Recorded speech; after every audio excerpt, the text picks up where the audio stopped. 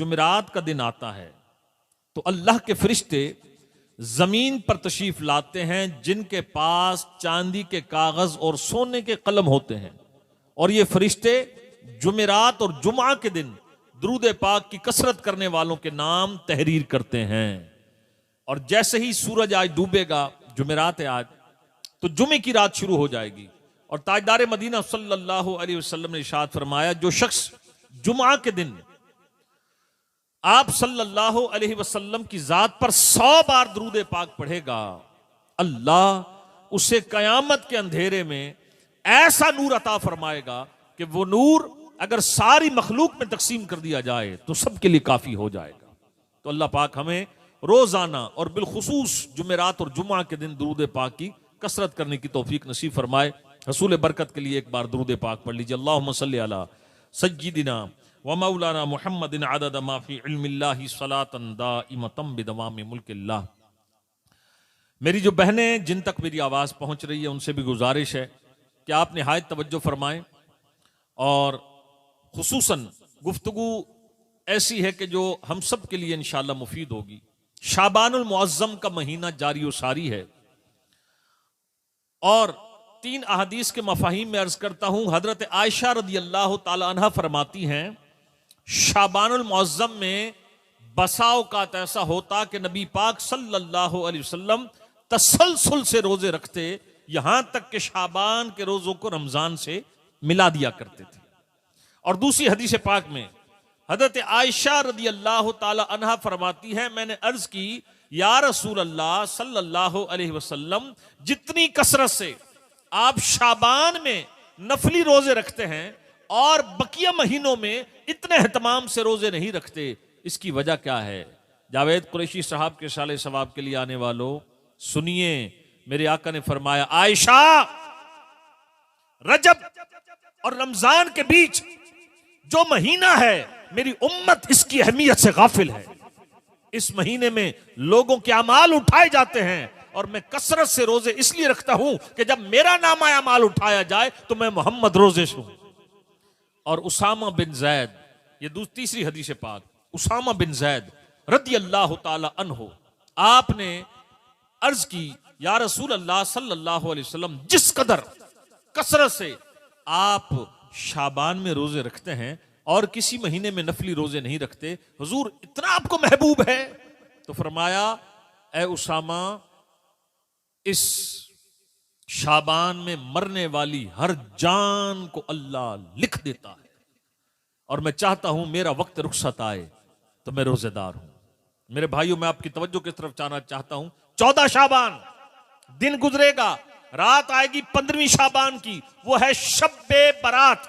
वो पटाखों बजाने वाली रात नहीं है, वो कोई ऐसी रात नहीं है जिसका इस्लाम में कोई कॉन्सेप्ट नहीं है। भाई हदीस में आपको 3 सुना चुका, और चौथी हदीस पाक, और बिल्कुल मुस्तरद सही हदीस पाक है। मेरे आका फरमाते हैं, शाबान की जब 15वीं रात आती है, अल्लाह की रहमत आसमान दुनिया पर जलवागर होती है, और अल्लाह पाक की रहमत ये ऐलान करती है, 14 शाबान का जब सूरज डूबता है, रात शुरू होती है, तो अल्लाह की रहमत आसमान दुनिया पर जलवागर होती है, और ऐलान होता है कोई बख्शिश मांगने वाला जिसे बख्श दिया जाए, है कोई रोजी मांगने वाला जिसे रोजी दी जाए। और ये रात जब सूरज गुरूब हुआ 14 का, इधर रात शुरू हुई, अल्लाह की रहमत निदा देती है, सारी रात रब की रहमत निदा देती है, सूरज तुलू होने तक ये बख्शिश और मगफिरत के दरवाजे खुले हैं। ये ऐसी रात है।